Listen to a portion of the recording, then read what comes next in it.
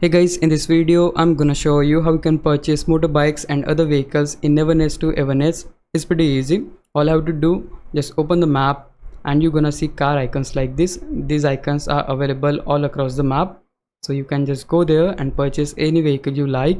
Now for some reason these icons might not be available in your case. That's because you haven't unlocked it yet, and to unlock you just need to basically open the menu and just go to the option quest. Right here you need to grind purple guide quest, and once you grind, eventually you're gonna unlock the icons. Once you have the icon, you can just basically visit them. As you can see, the one is just next to me, and from this showroom you'll able to purchase motorbikes or cars. You just need to interact with the lady. I would like to see the cars. You're gonna get the menu and you can scroll through all the available vehicles, choose the one you like and simply purchase. That will take some in-game money, and that's the process you need to follow to purchase motorbikes and other vehicles in Neverness to Everness.